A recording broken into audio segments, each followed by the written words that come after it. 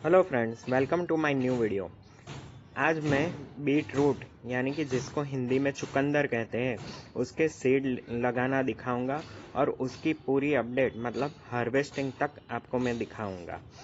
Beet root के seed grow करने के लिए हम 1 इंच जितना खड्डा करेंगे मिट्टी में और उसके 2 सीड में ये 2 सीड डाल रहा हूँ, क्योंकि अगर एक जर्मिनेट नहीं हुआ प्रोबेबिलिटी के हिसाब से तो दूसरा जर्मिनेट हो जाएगा, और अगर दोनों जर्मिनेट हुए तो उसमें से एक सीडलिंग को हम कहीं और ट्रांसफ़र कर देंगे।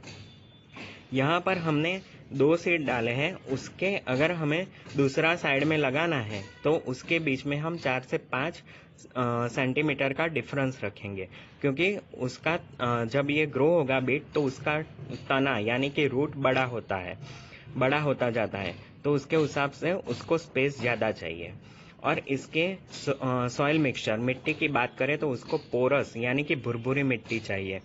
जो भी अंडर सॉइल में ग्रो होते हैं जैसे कि आलू है, मूली है, गाजर है, उन सबको पोरस मिट्टी चाहिए।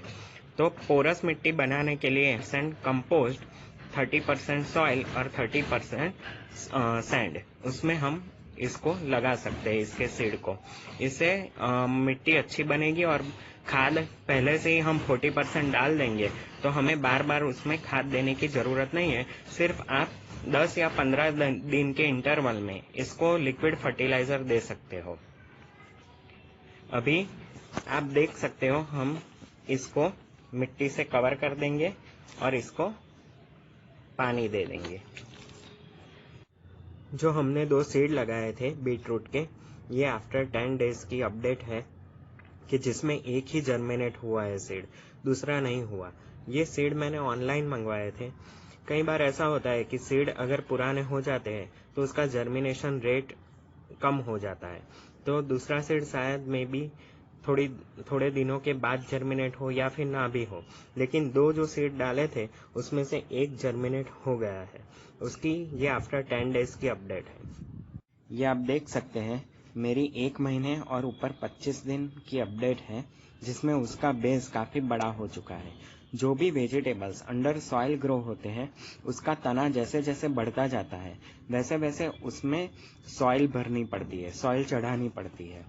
जैसे कि आप देख रहे हैं, यहाँ से जो लीफ ग्रो हो रहे हैं उसके नीचे इसका तना बड़ा हुआ है, तो मैं यहाँ तक मिट्टी चढ़ाऊंगा। लेकिन इसके बगल में ही मेरी मूली ग्रो हो रही है, तो उसका जैसे जैसे भी तना बढ़ेगा वैसे दोनों में मैं मिट्टी चढ़ा दूंगा।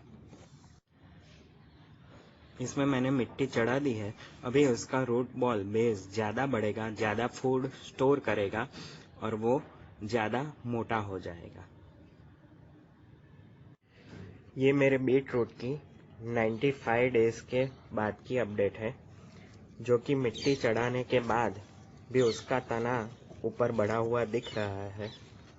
बीट रूट को सीड से मैच्योर होने तक मतलब हार्वेस्टिंग तक कम से कम 80 से 120 डेज लगते हैं। आप देख सकते हैं, ये मेरा पूरा बीट रूट अच्छे से ग्रो हो चुका है। आज मैं उसकी हार्वेस्टिंग करने वाला हूँ और वो भी मैं आपको पूरा दिखाऊंगा। अभी ये बीट रूट मैं निकाल रहा हूँ।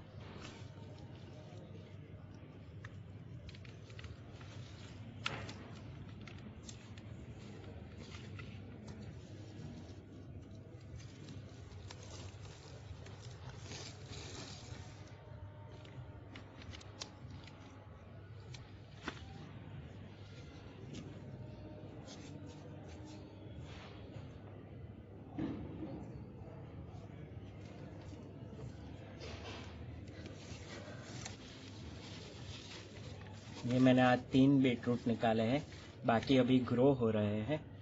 वैसे तो इतने हमारी फैमिली के लिए सफिशिएंट नहीं है, लेकिन जो भी है घर का ऑर्गेनिक थोड़ा बहुत ही सही। लेकिन ये बीट रूट मैंने आज हार्वेस्ट किए हैं, काफ़ी अच्छी और काफ़ी मोटे उसके बेज हुए हैं। Thanks for watching.